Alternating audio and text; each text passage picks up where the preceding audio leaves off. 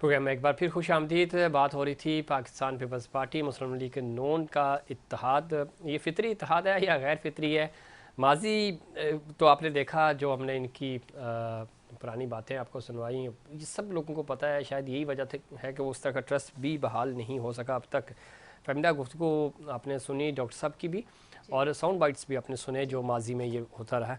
वही चीज़ आज भी हमें नज़र आ रही है। आप किस तरह देखती हैं कि ये एक तरफ पाकिस्तान पीपल्स पार्टी साथ भी है और है भी नहीं, मतलब यूँ कहें कि खुले अल्फाज में कि ये तो एक मुनाफिकाना पॉलिसी है। आप या तो वाइट एरिया में होते हैं या ब्लैक एरिया में होते हैं, ग्रे एरिया नहीं होता।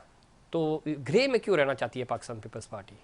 नहीं, हमारी इस वक्त जितनी भी पॉलिटिकल लीडरशिप है वो है ही ग्रे एरिया में। उनका ना ही वो वाइट में जा रहे हैं ना ही वो ब्लैक में जा रहे हैं। ये पूरी पॉलिटिकल लीडरशिप का है, अक्रॉस बोर्ड आप देख लें, चाहे आप तहरीक इंसाफ को देख लें, चाहे आप पीएमएलएन को देख लें, चाहे आप पीपल्स पार्टी को देख लें। अच्छा, दूसरी बात ये है कि ये जो इत्तेहाद है वो इत्तेहाद बिल जबर और इत्तेहाद बिल खौफ है, क्योंकि उनके सामने जो है एक बहुत बड़ा चैलेंज आ गया है जिसकी उम्मीद किसी को भी पाकिस्तान में किसी को नहीं थी कि इतनी जो सब कुछ होने के बावजूद इतना वोट आपके आज़ाद उम्मीदवारों को पड़ जाएगा। और दूसरी बात ये है कि पीपल्स पार्टी का, मैं फिर कहूँगी कि पीपल्स पार्टी का ये जो डिसीजन है, क्योंकि उन्हें जाके देखिए इवेंचुअली आवाम को जवाब देना है, और जो पोजीशन बिलावल भुट्टो जरदारी को एक स्कोप नज़र आ रहा है, एक स्पेस नज़र आ रहा है, और वाकई उनके वोटर ने उनको सिंध से बाहर वोट दिया है, तो वो उस पोजीशन को गेन करने की बहुत अच्छी पोजीशन में आ गए हैं। और जब वो एक अच्छी पोजीशन में आ गए हैं, एक पॉलिटिकल लीडरशिप जो अभी, अगर आप नेशनल इंटरेस्ट छोड़ दें, कोई नेशनल इंटरेस्ट के लिए इस वक्त भी कुछ नहीं हो रहा है, तो नेशनल इंटरेस्ट को छोड़ के अगर आप पॉलिटिकल इंटरेस्ट देखें तो मुझे लगता है कि वो बहुत अच्छी बार्गेनिंग कर रहे हैं। लेकिन जो है वो एक तरफ ये बात भी है कि आपको एनी हाउ कोalition गवर्नमेंट तो बनानी ही है, क्योंकि आप वो तो बना रहे हैं लेकिन ओनरशिप नहीं ले रहे हैं। तो जो आप बात कर रही हैं ओनरशिप भी लेंगे, पंजाब से ज़रा आगे चल के लेंगे, लेकिन बात वही है कि जब आप इस तरह लेते हैं तो उसका फिर आपको नुकसान होता है। यानी आप अच्छा फैसला अच्छे वक्त पे करें, ठीक है, और गलत वक्त पीपल्स पार्टी को इसका तो कैसे होगा? मैं वही पूछ रहा हूं कि अभी कल हमारी हसन मुर्तज़ा साहब से बात हो रही थी। पंजाब में बड़ा अच्छा पार्लियामानी लीडर पंजाब वो पिछली हुकूमत में भी रहे, बहुत अच्छा काम भी करते हैं और एक अच्छी आवाज़ है पाकिस्तान पीपल्स पार्टी की वहाँ पे। वो ये कहते हैं कि इस तरह के फ़ैसले हम क़यादत को तो बताते हैं सीईसी के इजलास में बैठ के, लेकिन इस तरह के फ़ैसले जो हैं वो हमें, जो हमारे जाले हैं, जो हमारे कारकुनान हैं, उनको नुकसान पहुँचाते हैं। हमें इन पर भरोसा नहीं है और इस तरह की सपोर्ट हमें नहीं करनी चाहिए। करें तो फिर आप शेयर्स लें, नहीं करना तो फिर नहीं करें सपोर्ट। तो जब लीडरशिप ये बात कर रही है, उनके नीचे जो जाले हैं वो ये बात कर रहे हैं, तो आप वो बड़ी मुश्किल से थोड़ा सा मोमेंटम इनको मिला था पंजाब में, तो वो मोमेंटम फिर लूज़ कर जाएंगे, क्योंकि पंजाब तो अगेन मरीम नवाज़ के पास जाएगा पंजाब में। लेकिन मरियम नवाज साहिबा के सामने भी तो कितने स्ट्रॉन्ग चैलेंजेस होंगे ना, ये भी तो आप देखें कि कितनी स्ट्रॉन्ग अपोजिशन उनके सामने होगी। उनको बिल्कुल स्क्रैच से स्टार्ट करना है, क्योंकि सिर्फ परफॉर्मेंस उनको नहीं देनी है, उन्हें पीएमएलएन की जो इंटरनल जो कॉन्फ्लिक्ट्स हैं उनको भी देखना है, और साथ साथ उन्हें इत्तेहादियों पर भी नज़र रखनी है। तो पीएमएलएन तो इस वक्त बिल्कुल दो धारी तलवार के ऊपर ही है। मतलब इससे तो बेहतर था कि वो ना लें, लेकिन बात यही है कि कोalition गवर्नमेंट नहीं बनेगी तो फिर पाकिस्तान कहां पर खड़ा होगा। और ये बात मैं फिर कहूंगी कि पीपल्स पार्टी, ये बहुत ज्यादती की बात है कि आप जो है बलूचिस्तान में हुकूमत बना लें, सेनेट की जो है चेयरमैनशिप ले लें, प्रेसिडेंट मांग लें, सिंध में हुकूमत बना लें, ठीक है, और आप जो है वो ये कहें कि हम जो है वो ट्रेजरी उस सीट्स पे भी नहीं बैठेंगे, और जो भी डिसीजंस आप लेने जा रहे हैं, जो भी आईएमएफ से मुज़ाकरात करने जा रहे हैं, और जो भी आप करने जा रहे हैं वो सब का बार आप लें पीएमएलएन। और मैं फिर ये कहूँगी कि 16 महीने में पीडीएम में सिर्फ पीपल्स पार्टी, पीएमएलएन नहीं थी, उनके साथ पीपल्स पार्टी और जेयूआईएफ भी थे और एमक्यूएम भी थी, तो उन सब जमातों को भी उसका बार लेना चाहिए, और इस वक्त भी उन्हें लेना पड़ेगा। लेकिन ये कि जाहिर है कि जो पीएम होता है उसकी ज़्यादा आएगी, लेकिन ये कितना आसान होता है, और क्या आप इसी तरह अवाम का दिया हुआ मैंडेट और आप अपनी मर्जी से फ़ैसले करें कि हम अपोजिशन में बैठेंगे और सपोर्ट भी हुकूमत को भी करेंगे, आईनी ओहदे अपने पास रखेंगे, और जो भी बोझ आएगा उसकी ज़िम्मेदारी भी नहीं लेंगे। इस पर मज़ीद बात करते हैं। हमें ज्वाइन किया जनाब मसूद रज़ा साहब ने, सीनियर एंकर पर्सन है, सीनियर तज्ज़ियाकार हैं। मसूद रज़ा साहब बहुत शुक्रिया, प्रोग्राम में आपने वक्त दिया, खुश आमदीद कहते हैं आपको। बहुत शुक्रिया आपका, बहुत किस तरह देखते हैं, एक तो आप चूँकि आप सुन नहीं पाए होंगे, माजी में ये दोनों की आदतें एक दूसरे के बारे में क्या कहती रहीं, वो आपके प्रोग्राम्स में भी वो शॉर्ट्स चलते हैं, हमने भी चलाए। अ, ये इत्तेहाद कैसे आगे चलेगा, और जिस तरह का इत्तेहाद बन रहा है, यानी ब्लैक या वाइट होता है, ये ग्रे एरिया में रहना चाहती है पाकिस्तान पीपल्स पार्टी, और ग्रे एरिया में आप रहते हैं तो आप ज़ाहिर आपको कामयाबी नहीं मिलती, उसका फ़ायदा नहीं होता, नुकसान ही होता है। और दूसरी बात यह है कि पाकिस्तान तहरीक इंसाफ चूँकि आज़ाद उम्मीदवार और वो बी असम्बली का हिस्सा हैं, अक्सरियत उनकी है, अकलियत हुकूमत बना रही है, तो ये पूरा जो सिनेरियो डेवलप हो रहा है, तो ये आपको कितनी देर चलता हुआ नज़र आ रहा है, या फिर माजी जिस तरह एक दूसरे को ये 6 फरवरी से पहले याद करते थे उसी तरह याद करते हुए हमें नज़र आएंगे जनाब? देखिए, पहले तो ये हमें देखना पड़ेगा कि ये सेटअप बना है या बनाया गया है।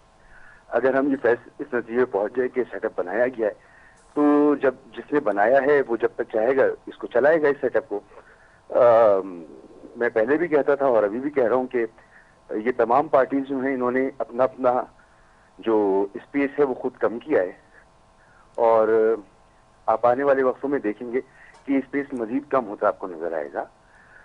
ये पार्टियां सुकड़ चुकी हैं, सिमट चुकी हैं, और पब्लिक में अगर इनकी सपोर्ट मौजूद नहीं है तो ये जो सिस्टम है, इस सिस्टम को आप जमहूरियत नहीं कह सकते। ठीक, ये सिस्टम कोई और सिस्टम है। तो ऐसे सिस्टम हमेशा लंबे चला करते हैं।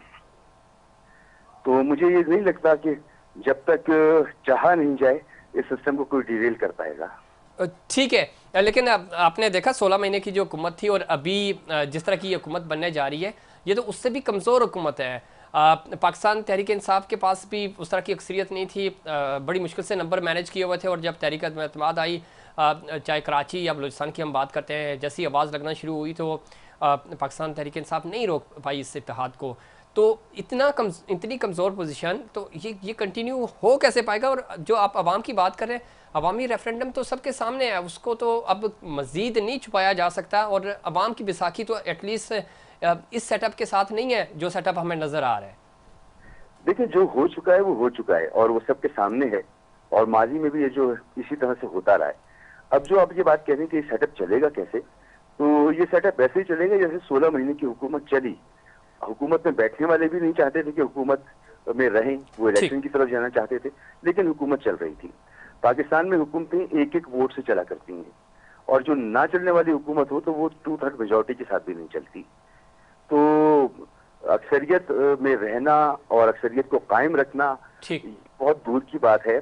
आपको याद होगा कि गुज़िश्ता हुकूमत में कानून साजी भी हुआ करती थी, तो उसके लिए प्राइम मिनिस्टर ने बताया था कि उन्हें जो है वो मेजॉरिटी करके दी जाती थी जी, वोट ऑफ कॉन्फिडेंस के लिए मेजॉरिटी करके दी जाती थी।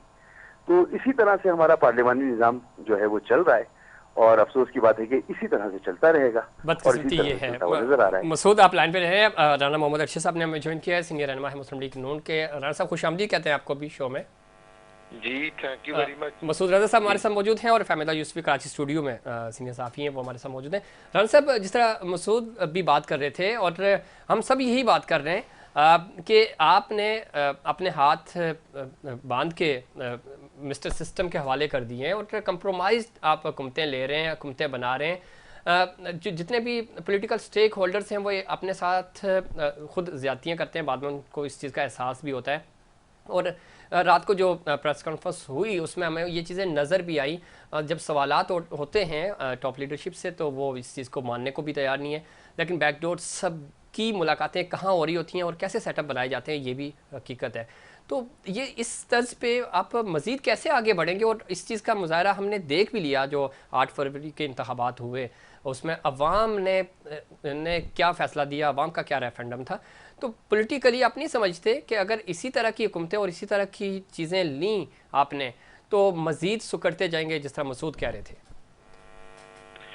जी, बिस्मिल्लाहिर्रहमानिर्रहीम। मैं आपका मशकूर हूँ, माशाल्लाह बड़ा अच्छा पॉइंट ऑफ व्यू मैंने सुना है। अर्ज करना है कि इन हालात में भी पब्लिक को, आवाम को फैसिलिटेट करने की हिम्मत और जुर्रत की जरूरत है। 8 फरवरी को इलेक्शन था, आपने देखा कि 20 तारीख तक हमने तो इंतजार किया। ठीक। पीटीआई के जो एमएनए हैं या फिर पार्टी या कोई भी नहीं हो, वो गवर्नमेंट बना सकते थे, हमें तो कोई जल्दी नहीं थी। हमें तो तमाम तरह हालात के बावजूद हम समझते हैं। राणा साहब ये कैसी जल्दी नहीं थी? आपने तो 8 फरवरी को ही 9 बजे विक्ट्री स्पीच करनी थी। रिजल्ट्स ज़ाहिर नहीं फेवर में थे आपके। अगले दिन जाके मियाँ साहब ने स्पीच कर दी, विक्ट्री स्पीच कर दी, और विक्ट्री स्पीच भी सिर्फ उस वक्त 60 नशिस्तें आपके पास थी, उसके ऊपर विक्ट्री स्पीच कर दी। तो जल्दबाजी क्यों नहीं थी? ये सारे इंडिकेटर्स तो जल्दबाजी के ही थे। मैं ये अर्ज कर रहा था कि चलो हमें तो 80 या 89 सीटें मिली, लेकिन आपने ये भी तो देखा होगा ना कि पीटीआई और कुछ लोगों ने हुकूमत बनाने की कोशिश की, तो करनी चाहिए थी, अच्छी बात है। वो कर रहे हैं अभी भी, तमाम उन्हें करने नहीं दिया जा रहा ना। लेकिन जी जी राणा साहब जी, मैं ये अर्ज कर रहा था कि अब हमने तो मुझ जैसे जो वर्कर हैं, मैं नायब सदर हूँ पंजाब मुस्लिम लीग का जी, और मियां नवाज शरीफ साहब, हम समझते हैं कि ये कोई हालात आसान नहीं है, लेकिन इन हालात में हिम्मत हार देना, ये भी मैं समझता हूँ कि कोई मुनासिब रवैया नहीं होना था। हमने कोशिश की है, अब हम इत्तेहादियों के साथ गवर्नमेंट बना रहे हैं। ठीक। पंजाब में अल्हम्दुलिल्लाह मुस्लिम लीग नून ने गवर्नमेंट बनाई है, उसी तरह सिंध में जो पार्टी ने बनाई है, खैबर पख्तूनख्वा में पीटीआई को मैंडेट मिला है, बलूचिस्तान में हमारा जॉइंट है, तो सब ने कोशिश की है और अल्लाह खैर करे। मुल्क को आगे लेके जाना, और सबसे बड़ा मसला जो इशू है वो महंगाई का है। ठीक है, हालात को संभाला देना है। राणा साहब बड़ा अच्छा पॉइंट आपने खुद ही डिस्कस कर दिया। महंगाई के खिलाफ ही आपने तहरीक इंसाफ लेके आए थे कि चूंकि इनसे हुकूमत चलनी नालायक हैं, तो उस वक्त 16 महीने हमने देखा कि महंगाई वो और ज़्यादा हो गई। जो जीडीपी पाकिस्तान तहरीक इंसाफ छोड़ के गई थी, आपके वज़ीर ख़जाना उस वक्त के मुफ्ती इस्माइल साहब ने जो इक़्तिसादी सर्वे रिपोर्ट जारी की थी, उसके मुताबिक भी वो बहुत बेहतर परफॉर्म कर रहे थे। इंडिकेटर्स बता रहे थे कि इकॉनमी बेहतरी की तरफ जा रही है। जी, तो जी, आप जा फरमा रहे हैं, ठीक है, लेकिन वो चीज़ बजाय इसके कि बेहतर होती तो वो बैक बाउंस कर गई, उल्टा महंगाई के दलदल में हम चले गए। अब IMF भी, मैं आऊँगा राणा साहब आपकी तरफ, फहमीदा का पॉइंट ऑफ व्यू भी शामिल करते हैं। फहमीदा, गुफ्तगू आप सुन रही थी, वो इश्यूज़ हैं, अब माजी में बार बार जाकर क्या करें, महंगाई ख़त्म करेंगे, कैसे ख़त्म होगी वो आपने देख ली, लेकिन ये हुकूमत आगे कैसे बढ़ेगी, ये सिस्टम आगे चलेगा कैसे? तो एक सॉरी आपकी बात कट की, मेरा राणा साहब से ये जो है वो एक उनके ऊपर एक बड़ा रिजर्वेशन है कि उन्होंने कहा कि PMLN जो है वो किसी को आगे बढ़ना था और हम जो है हमारी लीडरशिप आगे बढ़ी है। तो उनकी लीडरशिप जो PMLN के कायद हैं मियां नवाज शरीफ, इस वक्त उन्हें फ्रंट फुट पर आकर जो है वो संभालना चाहिए था। चौथी बार वजीर आजम उनको बनना चाहिए था, उनको ये सारे चैलेंजेस रखने चाहिए थे। लेकिन क्योंकि वो इस गुड फेथ में थे, जैसे कि मसूद भी कह रहे हैं कि जैसे कि लाया जाता है, बनाया जाता है, किया जाता है, तो वो भी ये गुड फेथ में थे कि उन्हें सादा अक्सरियत दे दी जाएगी। और जिस तरह से केसेस खत्म किए गए और सब कुछ हुआ है, हमने देनी थी, उन्होंने तो नहीं दी। हाँ, लेकिन उनको वो उस तरह से मिली नहीं ना। लेकिन इस वक्त ये चैलेंज था, इस वक्त उनको एक लीडर के तौर पर खड़ा होना चाहिए था और इस वक्त उनको लीड करना चाहिए था हुकूमत को। लेकिन प्रॉब्लम यही है कि वो अपने जो वो एक हिसार है उनका, और यही मसला इमरान खान साहब का है कि वो उस हिसार को तोड़ के बाहर नहीं आते हैं, उससे बाहर निकल के बात नहीं करते हैं। तो वो इश्यूज जो हैं वो कैसे होंगे? हुकूमत बनेगी तो चलेगी, पहली बात तो ये है कि पहले बनेगी और फिर चलेगी, तो बनानी है, वो बनानी है। जो बनवा रहे हैं या बनाने की कोशिश कर रहे हैं तो वो चीज़ें हो जाएगी। मसूद रज़ा साहब, वे फॉरवर्ड आपको क्या नज़र आ रहा है? कुछ अच्छी वाइब्स नज़र आ रही हैं, बेहतरी की उम्मीद नज़र आ रही है? देखिए, इसमें क्या बेहतरी की बात आप कर रहे हैं? ये मियां नवाज शरीफ साहब जो हैं वो उनकी पार्टी का स्लोगन ये था कि पाकिस्तान को नवाज दो जी। तो कौम ने तो नवाज दिया, कौम ने तो आपको इस काबिल बना दिया कि आप अपनी हुकूमत बना सकती, इत्तेहादी सही। तो ऐसी सूरत हाल में मियां साहब जो हैं वो मुश्किल हुकूमतें तो नहीं लेंगे, अगर आसान हुकूमत होती तो वो ले लेते। 16 महीने की जो इनकी हुकूमत थी उसमें इनका कहना क्या था कि मियां नवाज शरीफ साहब जो हैं वो क्योंकि नहीं थे इसलिए हुकूमत सही चल नहीं पाई, नाकाम तजुर्बा रहा। जी बिल्कुल। अगली दफा मियां साहब होंगे तो कामयाब हुकूमत होगी। तो अब वो जो कामयाबी का इस्तारा था वो तो नहीं है, जो नाकामी की दास्तान है वो मौजूद है। तो इसमें क्या बेहतरी की उम्मीद होगी। और जो इस वक्त ये कह रहे हैं कि पाकिस्तान को जो है वो आगे लेके जाना है और आगे लेके जाएंगे, उन्हें सोचना चाहिए खुद वो आखिर कर क्या रहे हैं, मुल्क के साथ क्या कर रहे हैं, कौम के साथ क्या कर रहे हैं, खुद अपने साथ क्या कर रहे हैं। मुसर्रफ रज़ा साहब सही कह रहे हैं, इखलाकी जवाब ही ये हुकूमत बनने से पहले खो चुकी है अपना इखलाकी जवाब। तो ज़ाहिर है अब एक मोराल आपको सेट करना होता है, वो हमें नज़र नहीं आ रहा। तो जो आप जिक्र कर रहे थे, शायद 21 अक्टूबर को ही मियां नवाज शरीफ साहब को पाकिस्तान लैंड करते हुए अंदाज़ा हो गया था कि मेरा यहाँ आना गलत फैसला था। राना साहब चूँकि वक्त ख़त्म हो रहा है, लास्ट पॉइंट आपका कि जिस तरह मसूद ने भी जिक्र किया, और पाकिस्तान को नवाज तो हमने 5 और 6 फरवरी के अखबारात देखे, पूरा माहौल बना हुआ था। आम आदमी जो जर्नलिस्टिक लैंग्वेज में तो हम कहते हैं, हम तो समझ जाते हैं कि ये इश्तिहार है। आम आदमी तो पहली नज़र में देख के ये समझता था कि शायद अखबार की सुर्खी है कि आज आपने नवाज शरीफ को वज़ीर आज़म बना दिया।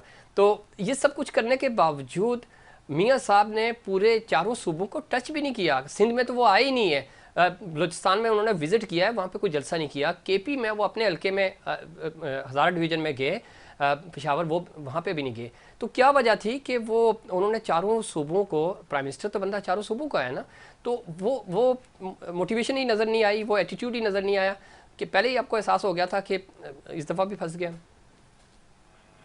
मेरा ख्याल ये है कि हमने कोशिश की, हमने स्ट्रगल की, अगर हमें मैंडेट मिलता, हमें सिंगल मेजॉरिटी मिल जाती तो बिल्कुल हम राना साहब माजरत कता कलामी माफ, सर अक्सरियत आपको तब मिलती ना, आप आवाम में जाते। का एहतराम किया है आपने तो पेशावर और सिंध को छोड़ दिया, यानी केपी और सिंध को तो छोड़ दिया, खाली पंजाब से आप सीटें लेके तो प्राइम मिनिस्टर नहीं बन सकते थे ना।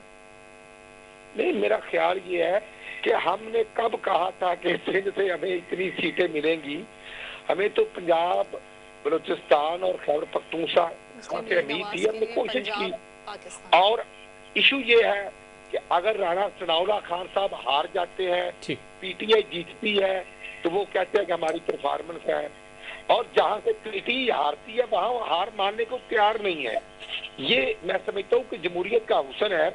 ख्वाजा साद रफीक साहब ने बिल्कुल हार मानी, राणा सनाउल्लाह साहब ने, खुरम दस्तगीर ने, हमने तो रिजल्ट को सीने के साथ लगाया है। और इन हालात में भी नवाज शरीफ की क़यादत में हम आगे बढ़कर आवाम के वक्त खत्म हो गया। आप तीनों मेहमानों का बहुत शुक्रिया। नाज़रीन, ये था हमारा आज का प्रोग्राम। उम्मीद करता हूँ दीगर प्रोग्राम की तरह आज का प्रोग्राम भी आपको पसंद आएगा। मुझे और इनसाइड पाकिस्तान की पूरी टीम को दीजिए इजाज़त। अल्लाह ने के बाद।